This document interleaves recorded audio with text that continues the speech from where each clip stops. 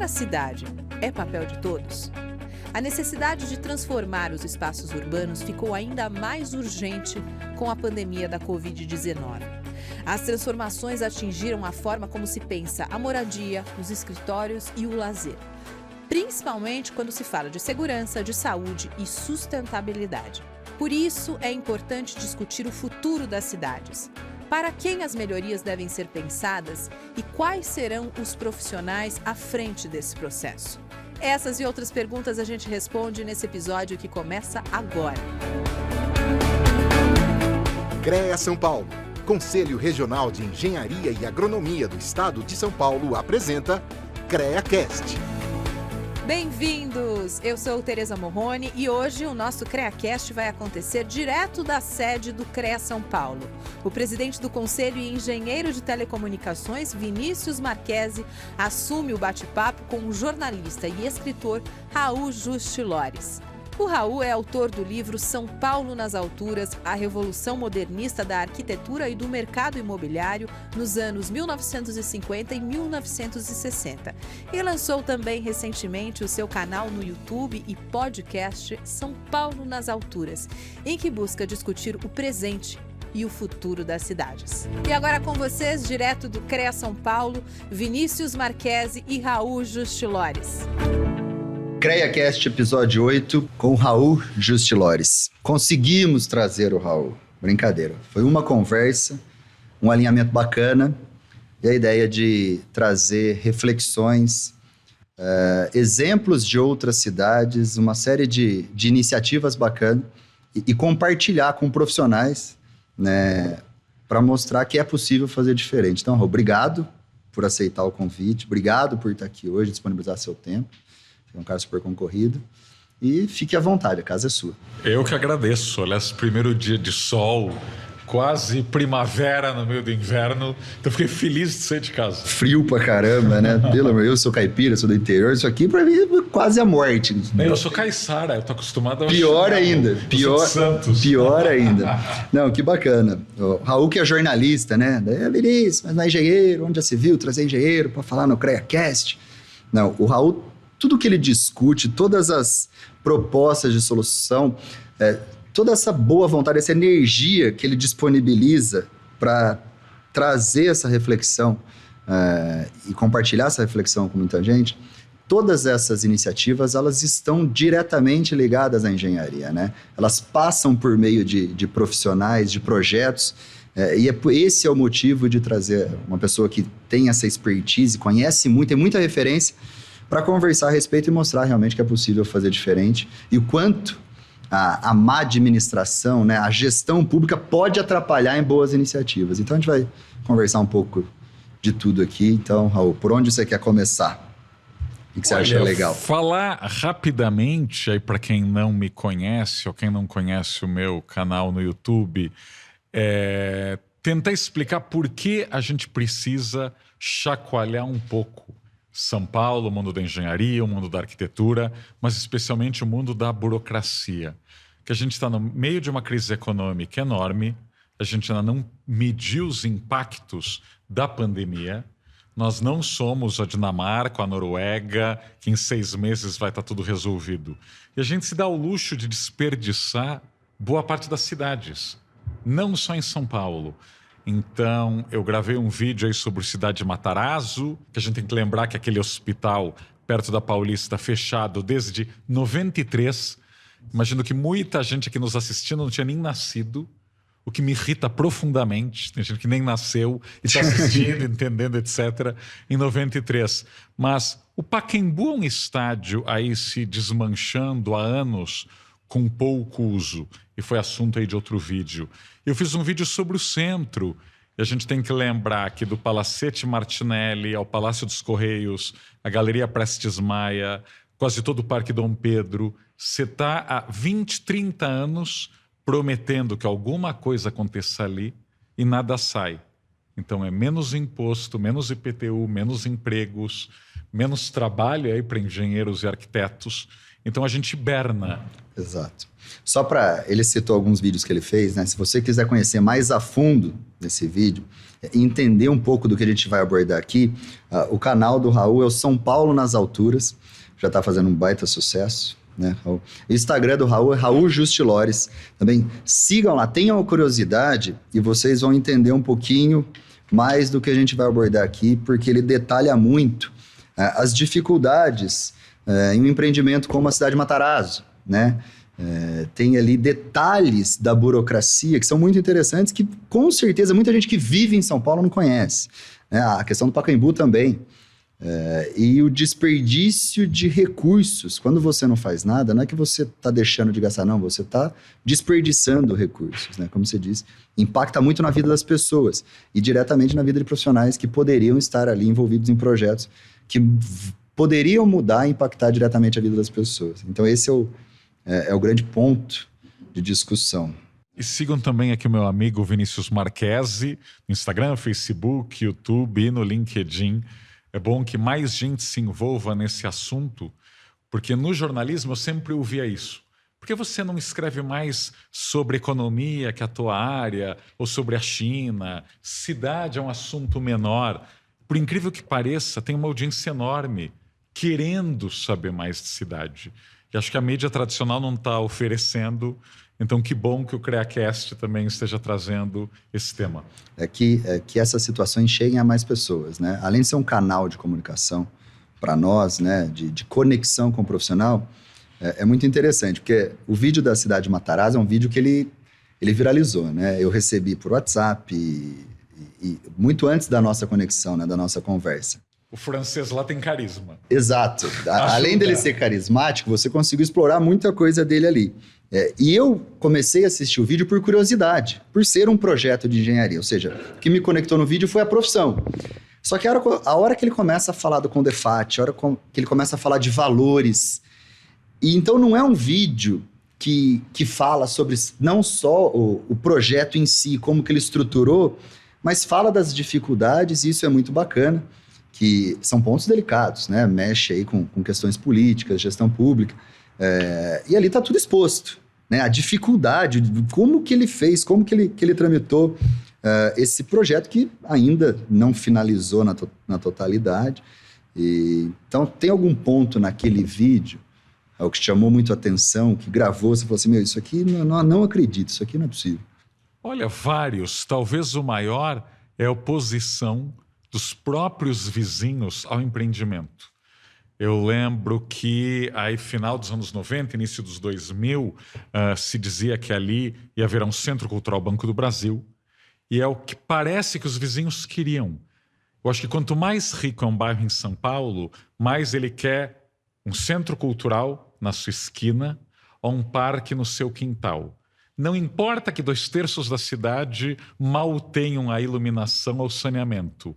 Quem tem tudo, quer mais ainda, não colocando a mão no bolso e exigindo do poder público o seu parquinho, o seu centro cultural. E o poder público corre para atender essas pessoas. Você reforça a desigualdade social sem pensar em outros usos.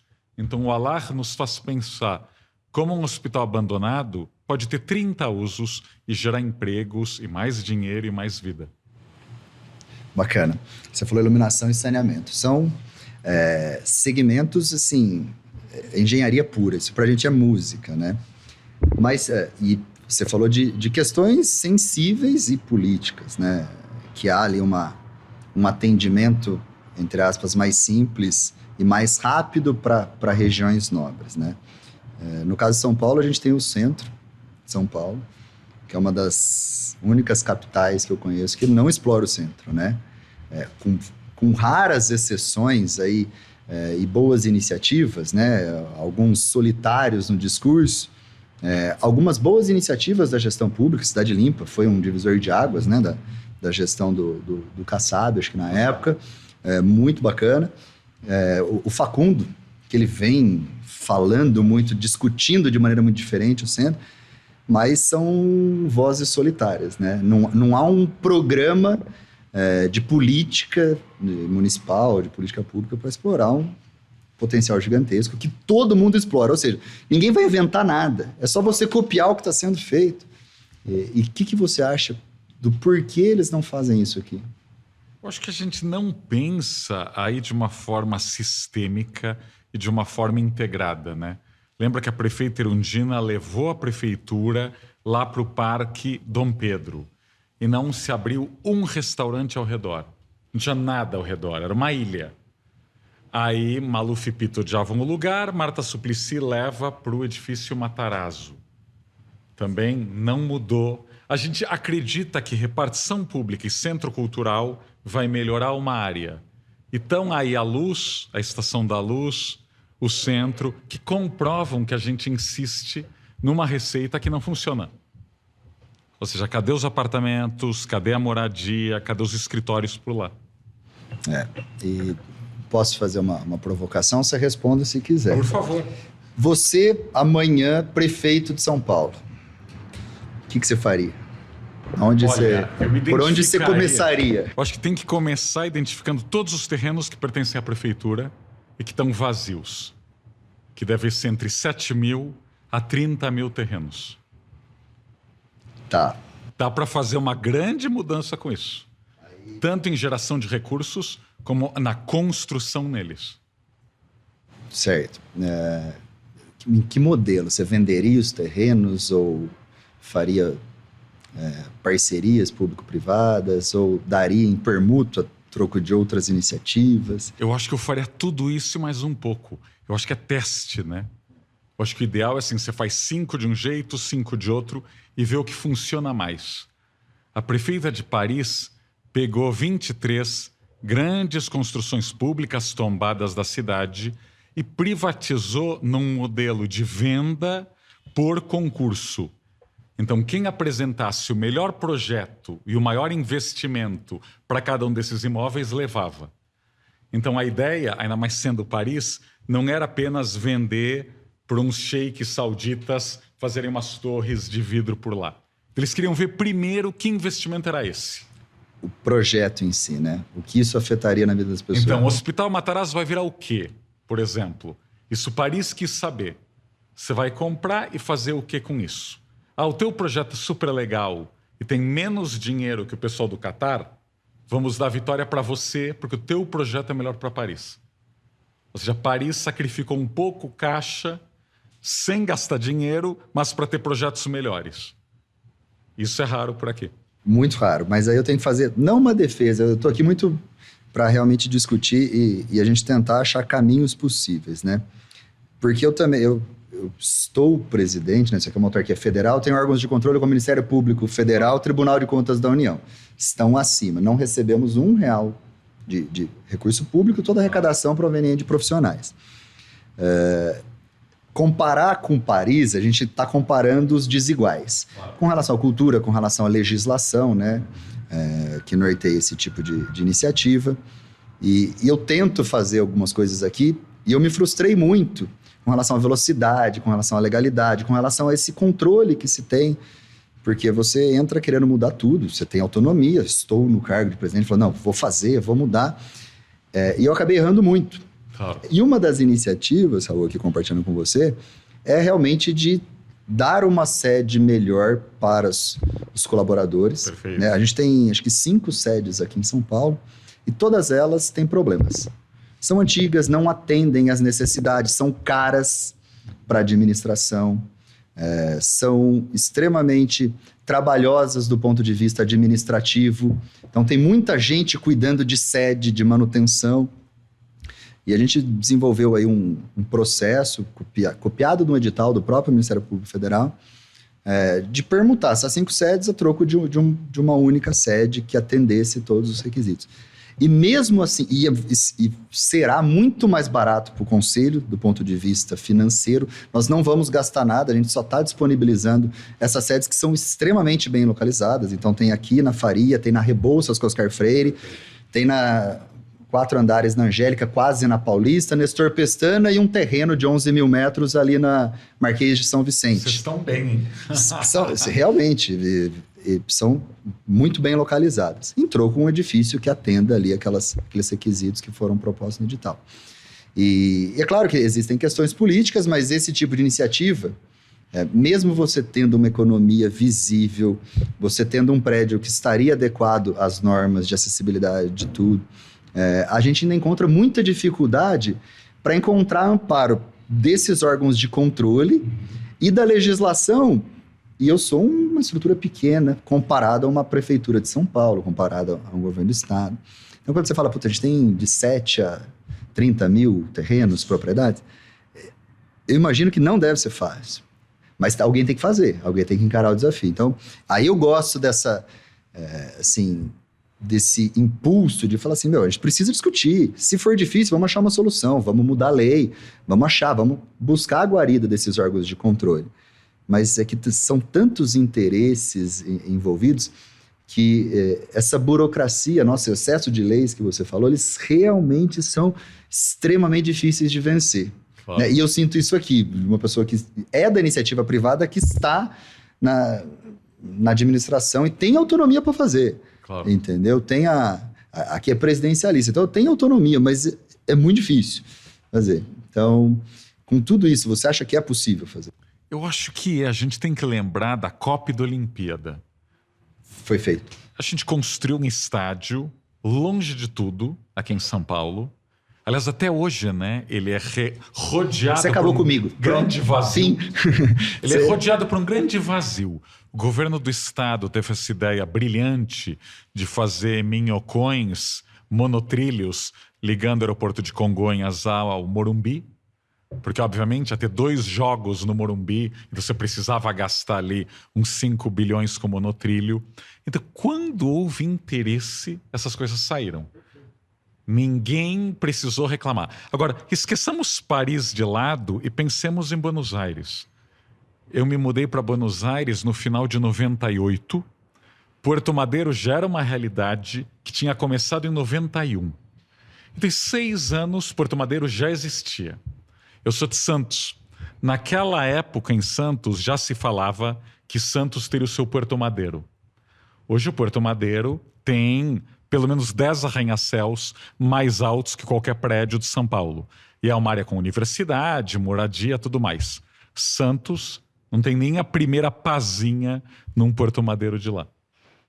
Não, você e a Argentina não é um grande exemplo de gestão, temos que lembrar. Por mais que eu adore a Argentina. Com muita classe, você acabou com todos os meus argumentos. Não, mas que quando se quer, faz. Pronto, nós tivemos Copa do Mundo e Olimpíadas, que era uma coisa inimaginável aqui, claro, pelo legado que poderia ser deixado, pelo nível de investimento num país subdesenvolvido ou emergente com muita boa vontade, mas foi feito. Claro. A gente construiu estádio pra caramba, a gente fez... Cuiabá, Natal, Manaus, Brasília, que custou quase 2 bilhões. Você lembra? Estádios padrão FIFA, né? Que era o selo, não era engenharia nossa aqui. É a única coisa padrão FIFA. É padrão FIFA. O que a FIFA tem a ver? A gente construiu aqui, e não vamos entrar no mérito de valores, mas tem engenharia para isso.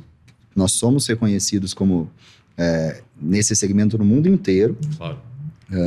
Quando tem vontade, faz. A gente muda a lei, a gente estabelece metas e é entregue no prazo. Então, realmente, falta vontade, né? Para mudar a realidade das pessoas. Não, e falta engajamento, né? Eu sempre falo, os prefeitos, os governadores, o que eles realmente amam sai do papel. O que ninguém está tomando conta é empurrado com a barriga. Isso ao longo da história. Com certeza. Quando o gestor, a alta administração quer, realmente é mais fácil. Mas quando a alta administração não quer, nesse caso, se a gente mudar a cabeça das pessoas, que os fiscais, os gestores públicos, quem são? Imprensa e população. São, o grande temor do gestor público é isso. Verdade. É o povo e a imprensa, né? Verdade. Eu acho que se a gente mudar a maneira desses atores enxergarem o que realmente importa, acho que a gente poderia também ter uma outra força trabalhando a favor desses grandes projetos. Mas é difícil. Não, a mídia é extremamente conservadora quando fala de cidade. Até porque ela mora nesses bairros onde já tem tudo. Então ela não quer mudança, ela às vezes não quer uma estação de metrô, porque vai levar a ter mais gente, vai ter mais prédios, vai ter mais barulho. Ela às vezes é contrária às próprias mudanças que deixam as cidades mais democráticas e que reduzem o trânsito. Isso é muito irônico, né? A gente reclama do trânsito, mas defende bairros só de casinhas, onde comércio é proibido e onde você tem que pegar carro para ir para a padaria. Falta de projeto, falta de planejamento. Eu não sei se a gente vai conseguir pôr esse podcast no ar, porque a gente está fazendo uma crítica e a gente está apontando... É falta de informação, eu acho. Assim, como jornalista, eu vejo muitos meus colegas, eles não leram nada sobre urbanismo. É como você pegar um jornalista esportivo que não faça ideia de quem foi Pelé. Alguma coisa você tem que estudar. Você estudou urbanismo e inovação, né? Isso, nos Estados Unidos, e leio sobre assuntos, sei lá, desde os 10, 11 anos de idade. Infelizmente, há muitas décadas já. E da onde surgiu essa ideia de não escrever sobre economia, sobre áreas que seriam mais triviais, ou prestigiosas, mas seriam, sim, se entraria num ambiente que teria muita gente falando a respeito, e entrar em áreas que são tão sensíveis assim. Claro. Porque é um desafio. Né? Você Olha, sai da área de glamour e vai para uma área que você não enxerga, você não sabe se vai ter aderência, não sabe se vai ter apoio. De onde que vem essa... Olha, eu acho, por amar o Brasil e amar cidades, eu sempre quis saber o que as nossas cidades fizeram de tão errado nas últimas décadas. Quanto mais você viaja, mais você percebe que nós erramos profundamente. O centro histórico da Cidade do México hoje é uma área agradabilíssima. Você pega Buenos Aires, Santiago do Chile, Bogotá, as favelas de Medellín matam de inveja as nossas. Então não estou falando de Barcelona ou Copenhague. E quando eu fui morar na China e passei 3 anos na Ásia, eu percebi que cidades de 15 milhões, 20 milhões de habitantes podem ser muito boas. E podem ter um grande metrô, podem ter grande transporte público e aeroportos incríveis. Então eu falei, opa, temos que estudar isso e temos que falar. Senão a gente se acostuma... Eu tenho 46. Parece que você tem 150, você já morou em todos os lugares, meu, a conta não tá fechando. Eu comecei cedo. Bacana. E a pele é boa. A minha mãe tem 83 e tá novinha. Que experiência. Beijo pra minha mãe. Uma pergunta. Você enxerga boas iniciativas no estado de São Paulo? Sim, que você fala assim, isso aqui é bacana. Algumas. Ou cidade de São Paulo ou no estado. Eu acho que a expansão das ciclovias em São Paulo, em Santos, são muito boas. Eu acho que Piracicaba tem aquela incrível usina, né, da época dos franceses, que ainda não é totalmente usada, mas é um baita patrimônio. Tem um bairro ali meio italiano, com restaurantes novos, também muito bom. Eu acho que a Paulista aberta aos domingos é uma grande ideia. A virada cultural que se expandiu pelo Estado é uma ideia muito boa, ainda que tenha sido deturpada. Eu acho que a virada cultural, que nasceu também em Paris, como no Nuit Blanche, é a ideia de fazer as pessoas caminharem de madrugada pela cidade e terem uma nova visão da cidade fora do carro, fora do trânsito. E aqui virou uma espécie ainda de pão e circo, mas ainda assim é um raro momento que o paulistano está meia-noite no Anhangabaú, meia-noite na São João. Então isso também é uma grande... E como você falou, tem muita iniciativa privada, Facundo, a Janaína e o Jefferson, Casa do Porco... Que é de Rio Pardo. Verdade. São José do Rio Pardo, lá perto da minha cidade. Que tem uma cachaça que é espetacular. E tem a fazenda lá. Então tem muita coisa boa. O problema é a escala. Eu acho que tudo ainda é muito pequeno para um estado de 45 milhões de habitantes. E você acha que essa mudança ela passa pela engenharia? Com certeza, com certeza. Muita construção, muita coisa para ser arrumada, né? Muita coisa para ser adaptada, né? Agora com essa crise das lajes corporativas, quantos prédios dos anos 70, 80 tem pé direito baixo, não tem espaço para tanta fiarada, tanta internet, tanta coisa, e que poderiam virar residenciais? Os engenheiros têm que estar presentes nessa conversa de reuso, reutilização. A gente continua querendo criar o bairro do zero, o condomínio do zero, a cidade do zero. A gente já deve achar que Brasília foi um grande sucesso, porque a gente ainda acredita no mito de criar algo do zero. Cidades planejadas. Barra da do zero. Tijuca melhor que Copacabana e Ipanema. A resposta é não é melhor. Especialmente para o planeta. Além de estar presente, aí tem um outro ponto de reflexão. Os engenheiros eles precisam estar preparados para esse novo modelo. Eles precisam estar atualizados. Eles precisam ter essa referência. Eu não tenho dúvida da capacidade da engenharia e dos profissionais que a gente tem. São 350 mil profissionais do estado de São Paulo. E 95 mil empresas. E 50 mil registrados aqui no Conselho. E 95 mil empresas. Ou seja, volume a gente tem. Agora, a grande pergunta é: será que nós estamos preparados para encabeçar uma mudança tão grande, né? Nossas instituições de ensino estão preparando profissionais para esse tipo de discussão? Ou a gente está preparando profissionais para discutir esses assuntos que não são mais assuntos que atenderiam às necessidades da população hoje, né? Ainda mais pós-pandemia, ainda mais nesse novo momento. Se você me perguntar a minha opinião, eu vou falar que não. Mas o CREA também pode auxiliar e auxilia muito nesse processo. Mas a gente também precisa compartilhar a necessidade dos profissionais buscarem essa atualização. Entendeu?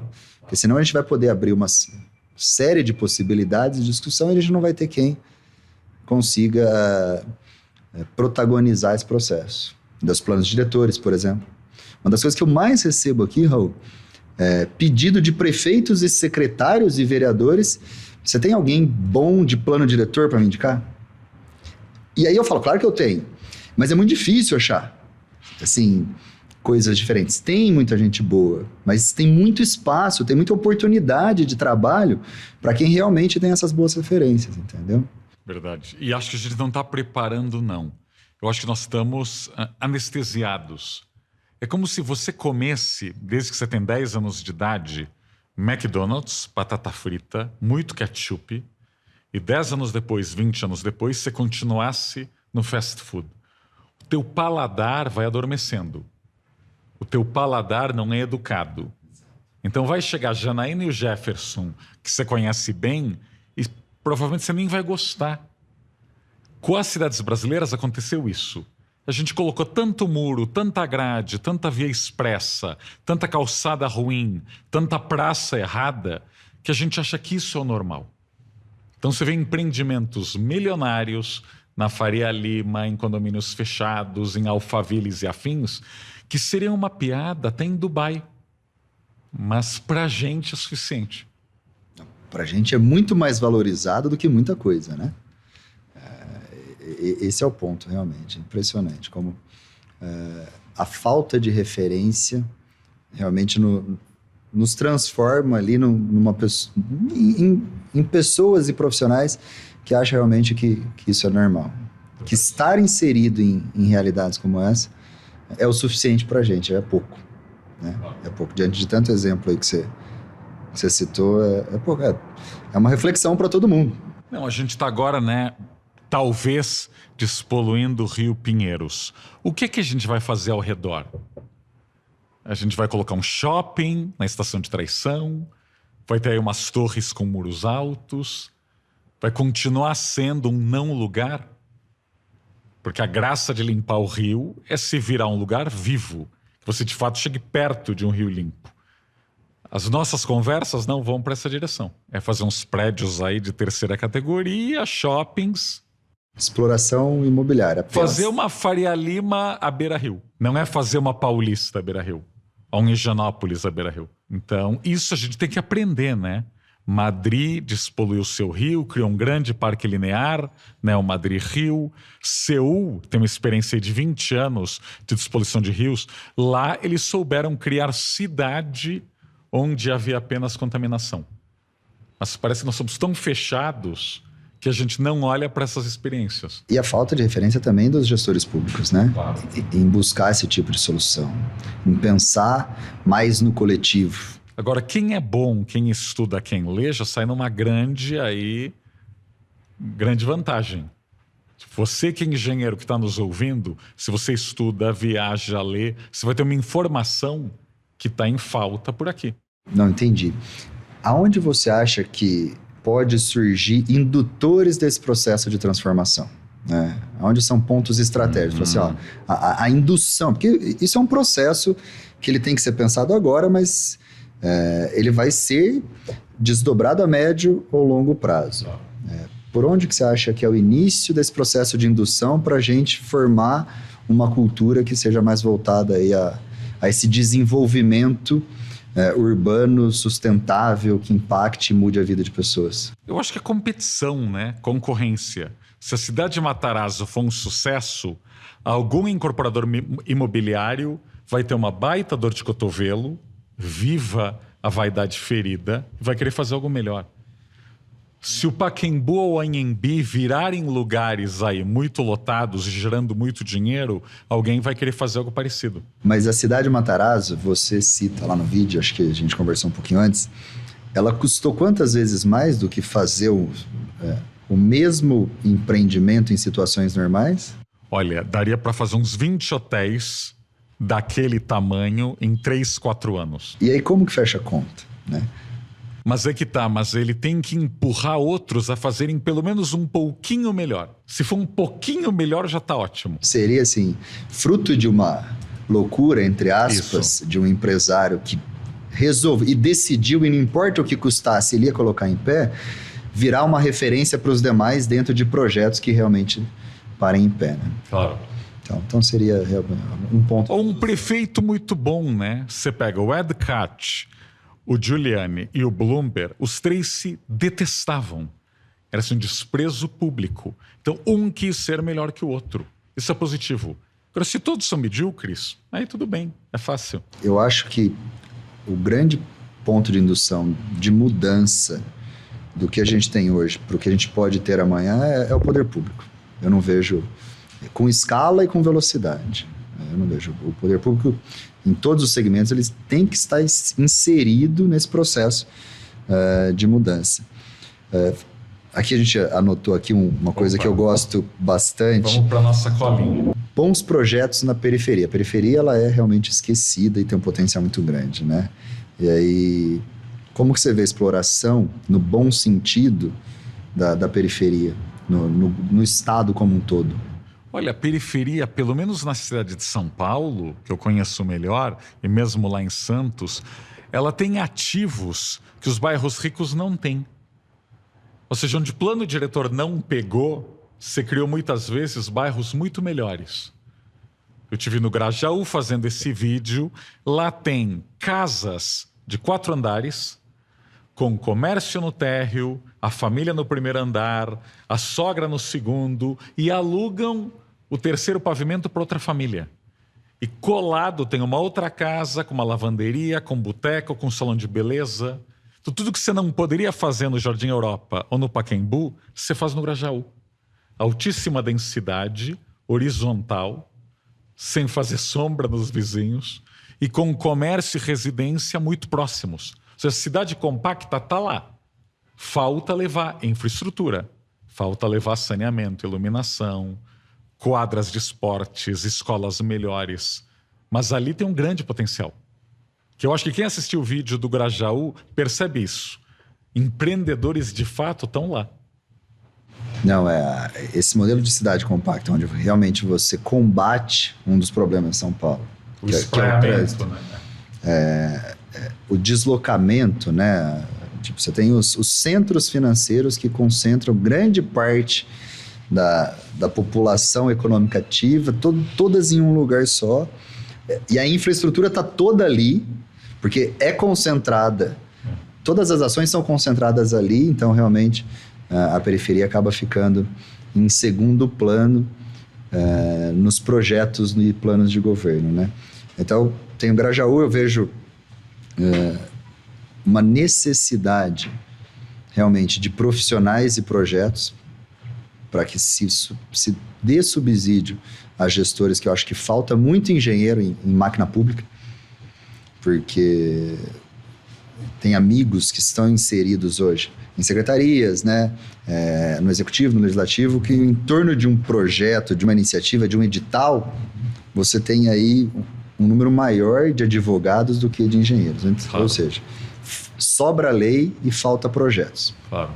É aquela piada, não sei se eu te contei, que os chineses dizem, né? Que o Politburo, que é quem manda na China, né? O Politburo, normalmente são 6 engenheiros e 1 advogado. E eles brincam que no Ocidente seriam 6 advogados e 1 engenheiro. Eles adoram se gabar com essa comparação, mas é verdade. Mas isso é um país de engenheiros. E é verdade, isso é constatado por pesquisa. Tem uma pesquisa da McKinsey, né?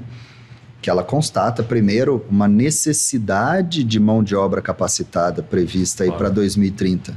Na casa de 1 milhão de profissionais capacitados, ou seja, a gente vai ter um apagão de profissionais da área tecnológica, né?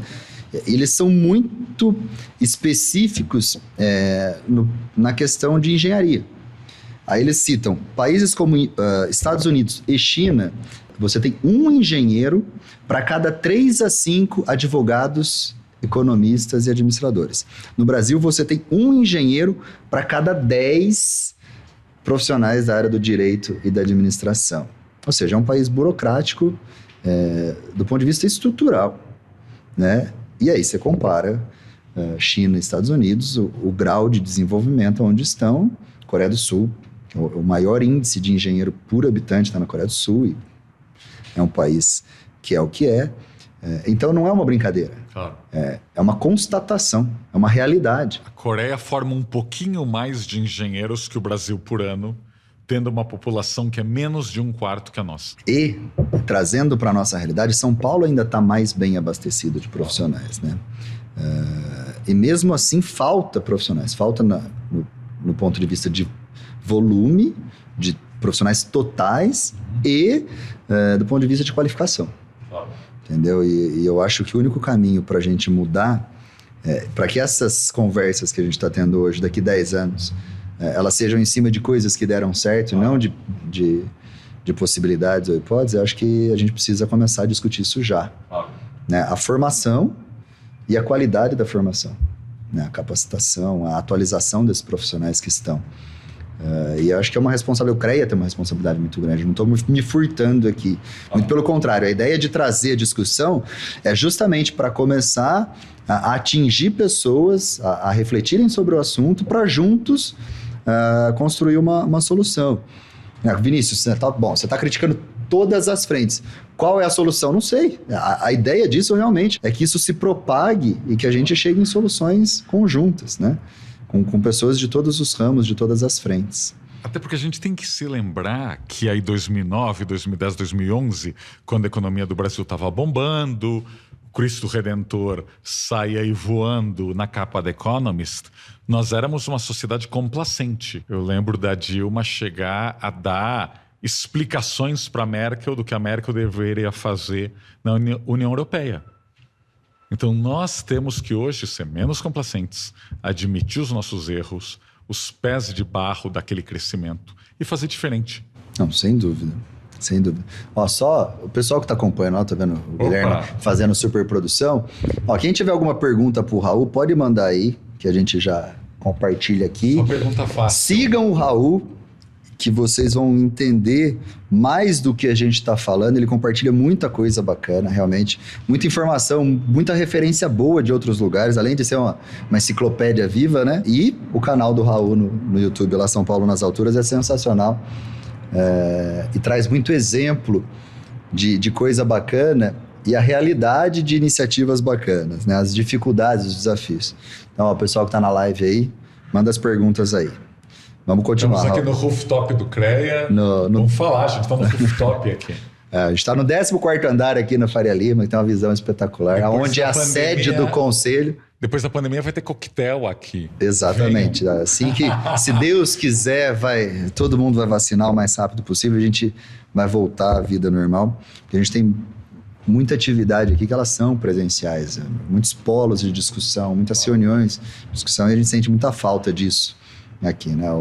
O híbrido vai ficar, mas o presencial ele se mostrou necessário também, porque a distância, às vezes, você não tem a mesma situação, a mesma liberdade para promover debates e discussões, né? Então... Aliás, acho que quem tem filho já percebeu, né, que tem certas coisas que Zoom não funciona. Exatamente, né? Aí a gente vai entrar num novo momento. Vai valorizar muita coisa presencial. Eu não tenho dúvida. Eu costumo conversar com as pessoas que estão mais próximas que eu renasci na pandemia, assim. Foi um renascimento para mim do ponto de vista profissional, pessoal, diversas mudanças aconteceram justamente porque a pandemia me mostrou como valorizar algumas coisas que eu não valorizava, como enxergar alguns erros que eu não enxergava, reconhecer algumas falhas que eu cometi e não enxergava, entendeu? Então, acho que para mim foi muito interessante esse processo. Você mudou alguma coisa? Olha, muito. Eu acho que não gastar muito tempo no trânsito foi bom. Acho que eu nunca li tanto livro e nunca vi tanta série. Eu acho que eu estou mais culto nesse último ano e mais informado. Agora, eu gosto de lembrar que apenas 10% dos brasileiros podem viver sob home office. 10%. Nos Estados Unidos, não chega a 30% da população home office. A gente tem que lembrar, às vezes a nossa bolha é uma bolha que ocupa tanto espaço que a gente esquece do mundo real. 40% dos trabalhadores brasileiros são informais, nunca tiveram carteira assinada e têm que sair para a rua para fazer bicos, para vender coisas, como camelô, como motoboy, como tanta coisa. Tudo bem que talvez no nosso círculo tenha muito coach e muito DJ e muito designer de joias, mas no mundo real, caixa de supermercado, o motorista de ônibus, o motoboy, isso a gente tem milhões. E aí não rola home office e não rola essa ideia de que vou para uma praia isolada ter a minha vidinha. Isso aí eu brinco que é problema de rico. Abrir o computador, vou entrar no Zoom, claro, e vamos trabalhar. Claro, muito fácil. Então a gente tem que pensar como melhorar aqui. A cidade grande, ainda mais depois de uma crise, vai ser o imã para quem está precisando procurar um emprego. E aí, olhando pelo ponto de vista do copo meio cheio, Raul, eu acho que é muito também a nossa função tentar mostrar essa ótica, principalmente para profissionais, aonde você enxerga esse tipo de problema, onde nós enxergamos esse tipo de problema, para nós profissionais da engenharia, a gente tem que enxergar oportunidade. Falta infraestrutura, falta saneamento. As moradias, elas não estão aptas a esse novo momento. Então, vai ter um processo de adaptação que tudo isso se desdobra em oportunidade, né? O engenheiro, o profissional, ele sofreu muito na pandemia. Tipo, são segmentos que sentem muito variações econômicas, né? A economia dá uma... Com exceção do agronegócio, dos engenheiros agrônomos que vivem um momento muito interessante, mas diversos segmentos sofreram muito nesse processo. Estão esperando muito esse novo momento para retomar suas atividades, para realmente se encaixarem no mercado de trabalho novamente. Então, a gente tem que mostrar isso para eles, porque isso é oportunidade, isso é emprego, né? Isso é responsabilidade que o engenheiro gosta de ter. Falar, iniciativa técnica, iniciativa de engenharia, tipo, sou eu. Não vai ter um dentista lá que fez, vai falar, olha, aqui, ó, aqueceu o mercado, agora eu vou fazer. Não, são profissionais. Só eles podem ocupar esse espaço, né? Então, esse é o ponto de vista positivo que eu vejo em todos esses problemas, né? Vai ter muita oportunidade, tem muita oportunidade. Bacana, tem uma pergunta aqui, deixa eu ver. Meu Deus. M. Duarte 1205, o que você acha do programa Município Verde Azul? Cidades, elas têm um ranking junto ao governo do estado que quanto mais iniciativas sustentáveis elas desenvolverem dentro desse ranking, né, dentro dessas proposituras do governo do estado, elas são elencadas e nesse ranking elas recebem mais recursos do governo do estado. Você chegou a conhecer? Olha, eu não conheço esse programa especificamente. É muito bacana, viu? É importante lembrar que nos últimos 20, 25 anos, quase todos os projetos habitacionais do estado de São Paulo foram bem pouco sustentáveis. A gente tem que lembrar que o BNH, que a gente costuma ficar horrorizado, mas era ditadura militar, você faz aqueles prédios no meio do nada. O filme Cidade de Deus explica muito bem isso, né? Você joga as pessoas no meio do nada e aí deu no que deu. Dá no que dá. Agora, a gente repetiu o BNH no Minha Casa Minha Vida, Ou seja, petistas e tucanos ficaram recriando o BNH. Então, isso para mim é meio ambiente ao contrário. Quando eu vejo empresas falando de ESG todo o tempo, sustentabilidade, governança, etc. Só que você pega uma lupa, às vezes nem precisa de lupa, né? Você vê, não tem nenhuma mulher no conselho de administração. Tem uma governança meio suspeita. O prédio onde essas empresas estão é ar-condicionado e iluminação artificial 24 horas. E todos os funcionários chegam de carro. Então, que ESG é esse? Então, eu acho assim, aí como jornalista, a gente tem que ser cético em relação ao marketing. Porque tem muito marketing, às vezes, pouca ação de verdade. Eu acho que no momento a gente tem que prestar atenção, esquecer um pouquinho da propaganda e ver, mas essa empresa aí, onde todo mundo fala tanto de ESG, eles podem contratar a atriz negra para o spot de TV, mas se você vê uma cena da diretoria, não tem nenhum negro. E não tem nenhuma mulher. Bela reflexão. Tem mais uma aqui também, ó. Luiz Augusto Moretti, amigo nosso, engenheiro, São Paulino. Moretti, obrigado pela pergunta. Tá feliz porque São Paulo ganhou ontem. Ele pergunta, o que fazer com o elevado Minhocão? Falta projeto. Eu sempre brinco. Assim, me perguntam muito e eu não consigo responder sem ver um projeto.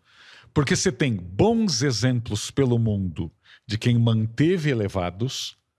Paris, o Highline nova-iorquino, o Seoulo em Seul. E tem grandes exemplos onde os elevados foram demolidos. Como em Portland, em São Francisco, Seul é um grande exemplo, Madrid também. Agora, essas cidades tinham um grande projeto para analisar. Nós não temos. A gente vai ficar 20 anos sem ter ali a carinha do que vai virar. Porque se você demole e não tem projeto, vira uma nova Avenida Santo Amaro. Agora, se você faz um parque no Minhocão com a mesma graça do Largo da Batata, ou da Praça Roosevelt, aí é melhor demolir. Você bateu num ponto que, assim, a gente está vivendo um caos político. A discussão está muito poluída, está muito escuro para você resgatar alguma discussão realmente interessante nesse processo de polarização, né? Todo mundo julga todo mundo, redes sociais, então, virou um inferno. E aí você falou assim, falta projetos, né? Que falta faz para essas pessoas, ao invés de discutir política, discutir projetos. Ao invés de ficar discutindo quem é bom, quem é ruim. Tipo, eu não tenho filiação, gosto muito de política, consumo muito, porque eu acho que é por aí que se muda a vida das pessoas. E as discussões, elas precisam ser nesse âmbito mesmo. Mas você não vê ninguém discutindo projeto. Você vê discutindo coisas assim, muito banais, que não vão afetar a vida de ninguém. Eu brigo com a minha mãe, às vezes, por causa de política. Tem semana que eu não falo com ela. Eu falei, para de discutir essas coisas. Eu falei, o que tem de concreto, o que tem de proposta, de projeto? Tipo, você não tem filiação partidária, por que você tem esse tipo de posição? Né? Se as pessoas se atentassem mais à discussão de projetos e não a causas partidárias ou a ideologias políticas, com certeza o país seria um lugar muito melhor para se viver como cidadão. Eu já agradei minha mãe aqui, falando da pele boa, como ela tá jovem, porque realmente política é um problema. Eu bati na mãe, ó, você tá vendo como você é? Eu critiquei. Fala algo da tua mãe, fala como ela tá, sei lá. Desculpa, ela deve estar na live. Minha mãe tá na live. Ela tá na live. Tudo mentira, nem é verdade. Ele fica falando da senhora bem o tempo todo. Ele quis polemizar. Você entrou atrasada hoje. Ele quis polemizar para aumentar a audiência. Minha mãe falou, para de falar. Não, mas há vários exemplos assim. Eu sou muito criticado nas redes sociais, mas eu sempre falo, história, fatos, dados são o melhor escudo para esse tipo de gritaria. Então, quando eu elogiei a concessão do Pacaembu, surgiram aí urbanistas muito engajados, chorando pela demolição do tobogã do Maluf. Então, pela primeira vez, eles viraram malufistas. Aí eu lembrei essas pessoas, olha, mas o primeiro que quis privatizar o Pacaembu foi o Fernando Haddad. Então, é muito interessante quando você mostra para as pessoas que, olha, vocês têm que pensar no que é melhor para a cidade, não no seu partido político. Ginásio do Ibirapuera. Foi uma grande polêmica. Eu falei que, olha, um ginásio vazio há muitos anos, tem poucos esportes lá, seria melhor uma arena mais moderna. Nossa, me apedrejaram momento Joana Dark. Senti assim o foguinho chegando no cabelo. Agora, se o ginásio do Ibirapuera ficar outros 20 anos vazios, essas pessoas se calam. Porque elas não têm projeto, e elas sabem que é moralmente indesculpável se defender 500 milhões de reais ou 1 bilhão para se restaurar um ginásio cercado por aqueles bairros carentes do Paraíso, Vila Nova Conceição, Moema, Ibirapuera, e colocar ali 500 milhões para a população carente ver vôlei. Dói, às vezes, falar, mas é a realidade, né? Mas às vezes você tem que brigar, às vezes você some. Exato, alguém tem que falar. Você fala, olha, tô no interior, sumi, tô na praia, alguém desaparece. Alguém tem que levantar a bandeira, claro, né? E tem a Valesca também, lá de São Pedro, uma cidade que tem algumas iniciativas muito legais lá, que está diretamente envolvida no município Verde e Azul, conhece muito a respeito, e ela fala quais os pilares de uma cidade inteligente que você acha que são os principais pilares, né? São pontos de discussão aí que vale a pena levantar. Olha, se você tiver uma cidade com uma mobilidade muito boa e que não prejudique o meio ambiente, eu sempre dou o exemplo de Los Angeles. Los Angeles é uma cidade muito rica, com milhares de viadutos, vias expressas, túneis e afins. Tem 4 milhões de habitantes. Ocupa um terreno gigantesco. Haja CO2. É o segundo pior trânsito dos Estados Unidos. Já Nova York, que é bem maior que Los Angeles, ocupa um espaço minúsculo, onde todo mundo mora pertinho, e até estrelas de Hollywood têm que caminhar, têm que pegar metrô. E é ok. O que estraga mais o planeta? O estilo de vida de Los Angeles ou de Nova York? Nova York, 70% da população usa transporte público ou vai a pé ao emprego. Los Angeles é aquela poluição constante. E depois tem incêndio, seca e afins. Eles se perguntam por quê da mudança climática. Então, cidade inteligente, você tem que morar perto de trabalho, de lazer, de transporte público, de entretenimento. E tem que ser um lugar vibrante. Eu acho que, hoje em dia, principalmente, as grandes empresas querem se instalar onde os seus executivos queiram morar. E esse é um grande desafio para as cidades brasileiras. As cidades brasileiras, em geral, são monoglotas, não são fáceis para quem vem de fora. Você pode levar 2 anos para ter seu CPF. E você imagina se você é um investidor chinês ou do Vale do Silício e você chega em Cumbica. Aí você vê aquela arquitetura de Cumbica, se pergunta, nossa, mas me falaram que o Brasil tinha boa arquitetura. E aí você não consegue ver. Aí você pega aquela vista da Marginal Tietê. O cheirinho do rio, aqueles galpões, aquela arquitetura ao redor. Aí você atravessa num viaduto... Não é nada receptivo, né? Que pode estar rachado. Então, é um problema, porque muitas empresas vão votar com os pés. Já estão votando, né? Muitas multinacionais já mudaram as suas sedes regionais para a cidade do Panamá. Tiraram de São Paulo e Rio. A cidade do Panamá é uma cidade segura, tem mar, praia perto e tem um baita aeroporto, com conexões para toda a região. Geograficamente, Manaus podia ter esse aeroporto com essas conexões. Ou Fortaleza. Não fizemos, alguém passou na frente. Medellín é sede da Intel para a América Latina. Porque Medellín virou aí uma espécie de garota propaganda da preocupação social. Ou seja, eles realmente deram a volta por cima. Medellín, pós-Narcos, é uma cidade invejável. De novo, falando aí de engenharia, né? Uma cidade onde as favelas têm escada rolante, tem teleférico, tem aquelas unidades de vida articulada, onde na favela é como se fossem mini-sescs nas favelas de Medellín. Bibliotecas no meio das favelas, parque científico. Eles querem que a criança da favela se interesse por números, por engenharia. Que é algo que eu tinha visto só na Noruega, aquele museu, como chama? Vilvite, porque a Noruega é muito rica pelo petróleo, eles querem que as crianças se interessem por petróleo, para formar engenheiros para essa indústria.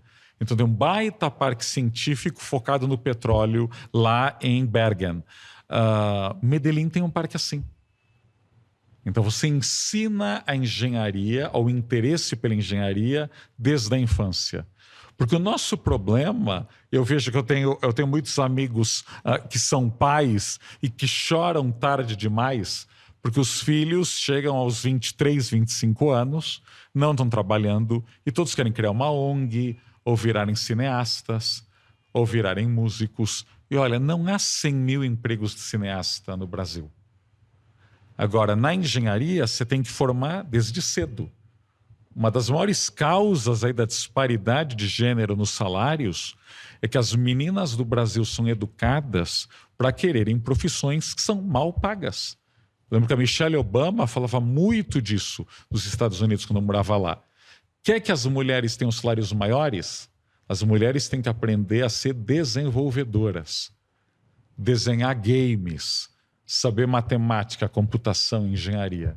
E nisso a gente está aí perdendo um tempo enorme. Exatamente. Aqui a gente tem hoje, desses 350 mil profissionais que nós temos registrados aqui, a gente tem cerca de 20% de mulheres. É pouco. A gente tem grandes exemplos de engenheiras que têm histórias magníficas e que o gênero ele não é nem impedimento e nem diferencial. São competentes e pronto, acabou. E trilharam, com todas as dificuldades, um ambiente que culturalmente é machista, e trilharam suas histórias. Mas realmente, você não tem um incentivo dessas mulheres a buscar esse tipo de graduação. Porque são educadas, e aí você levantou a questão, são educadas às vezes a buscar outro tipo de profissão, porque esse tipo de profissão não é uma profissão que culturalmente é de mulher, entendeu? Não. Ou ela não vê a mãe se interessando por números, ela não vê a avó se interessando por números, ou o pai acha que a minha princesinha, falou princesinha, já ferrou aí metade das meninas, né? Porque a princesinha está lá esperando passivamente pelo príncipe e o mundo mudou, muitos príncipes são sapos, então elas que tenham aí o seu grande salário, o seu grande desenvolvimento, assim, o melhor favor... E nunca vão depender de príncipe nenhum na vida. Claro, o melhor favor que um pai que adora a filha, olha, filhinha, você não é princesinha, você vai ser a próxima Bill Gates, você vai ser a próxima Steve Jobs, você vai criar os games do futuro. Aí ela vai poder ter os príncipes, reis, que ela tiver afim. Aqui tem profissional. Talvez você nem desconfie, mas um dos profissionais mais importantes dentro de um hospital não possui diploma de medicina ou enfermagem, mas sim de engenharia. Eu estou falando do engenheiro clínico. Para começar, é interessante falar que a engenharia clínica nasceu de uma mistura entre as engenharias biomédica e elétrica, lá nos anos 60, quando grandes e novos aparelhos começaram a tomar conta dos hospitais. Além de responsáveis pela gestão do parque tecnológico, da escolha à manutenção de todos os aparelhos, esses profissionais também ajudam a garantir o uso adequado de cada dispositivo através de treinamentos e dos processos adotados. Literalmente multidisciplinar, o engenheiro clínico combina conhecimento da tecnologia e dinâmica hospitalar com noções de anatomia, fisiologia, instrumentação e outras disciplinas médicas básicas, fazendo dele uma figura indispensável na administração de qualquer hospital ou instituição de saúde.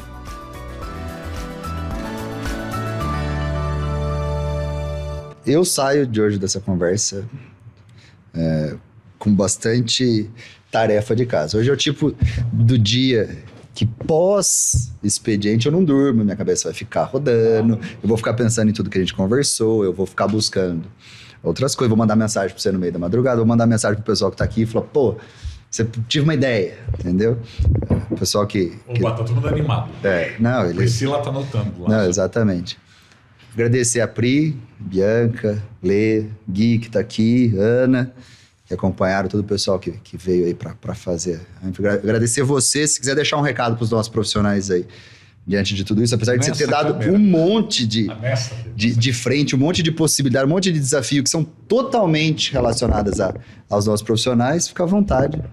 A casa está aberta para você aí. Olha, muitos... Aliás, desculpa que eu sou fotofóbico, então às vezes parece que eu estou fechando os olhos, mas que aqui está um solzão paulistano, então a gente tem que comemorar. É que você falou que você é caiçara, a gente mandou abrir o sol só para você. Que a gente não tem celebridade aqui todo dia, né? O que eu sugiro... você falou que o poder público é muito importante, concordo, porque o poder público tem muito poder para dizer o que pode e o que não pode, e normalmente ele diz não pode, mas nós, como sociedade civil, não podemos cruzar os braços. Então, se o empresariado sair da toca, se a mídia for mais esperta, se os brasileiros forem menos aí status quo ou menos conformistas, a gente obriga o poder público a se mexer. E tem muita coisa a ser vista, estudada e feita. Então, terminando aí, acho que como o Vinícius falou, eu posto muito no meu Instagram sobre coisas que estão acontecendo pelo mundo, mas eu sugiro a vocês que estão aqui nos assistindo estudarem um pouco o que aconteceu em Seul, tanto no córrego Cheonggyecheon, que é tipo o Tamanduateí deles, o que eles estão fazendo no Rio Han, que é o Tietê deles, e a transformação de bairros decadentes de Seul, inclusive com vocações econômicas, tanto Dundaemon como Sewon. Conhecer as cidades chinesas, eu sugeriria aí uma imersão em Shenzhen e Chongqing, tem muita coisa na internet sobre essas cidades, e a transformação em Madrid, Barcelona, Bogotá, Medellín e Cidade do México, porque são latinos, são quase tão bagunçados quanto a gente, também tem corrupção, também tem atraso, também tem a hora do cafezinho, e ainda assim conseguiram fazer aí grandes transformações urbanas. Eu acho que é para a gente sair desse papo mais otimista, Vinícius, porque a coisa de falar nada vai dar certo, a gente vai continuar morando aqui. Aliás, dependendo do que acontecer com essa pandemia, a gente vai ficar um tempo ainda sem poder viajar. Então, nos resta lutar para melhorar as nossas cidades. E quem aí achar essas fórmulas, acho que vai ganhar um bom dinheiro, vai fazer um bom nome e vai ter orgulho aí do seu legado para as próximas gerações. Acho que não tem mais o que falar. É apenas o seguinte, falta projetos. E quando se fala de projetos, a gente está falando com vocês, a gente está falando sobre nós profissionais. Então, acho que chegou a hora de fazer diferente. É nisso que eu acredito. E quando eu vejo pessoas que levantam essa bandeira, eu acredito que é possível, entendeu? Mudar a realidade que a gente vive. Então, obrigado, meu filho. Em verdade, o CREA está à disposição. Obrigado por compartilhar um pouco da sua história e da sua expertise com a gente, com os profissionais que estão aqui. Viu? Claro. Assistam aos vídeos no canal do YouTube. Se a audiência for baixa, eu não vou conseguir monetizar. E eu acho importante monetizar. E também sigam o Vinícius, porque é muito importante ter engenheiros que conversem sobre a cidade. A cidade ainda é um tema meio patinho feio, elas meio pombo feio, né? O patinho tem mais status que o pombo. É tipo pombo lá feio, que as pessoas querem afugentar. E a gente vive nas cidades. Então, você até pode passar uma temporada boa em Paraty ou em Trancoso. Todo mundo é filho de Deus. Mas é aqui que a gente faz negócios, trabalha, estuda. E a gente padece se essas metrópoles não forem boas. Exatamente. Falado, feito. Muito obrigado mais uma vez. Viu? Obrigado a vocês. Você ouviu CREAcast, o podcast dos profissionais das engenharias, agronomia e geociências. Uma realização do CREA São Paulo, Conselho Regional de Engenharia e Agronomia do Estado de São Paulo, que você ouve no site e aplicativo da CBN e também nas demais plataformas de áudio.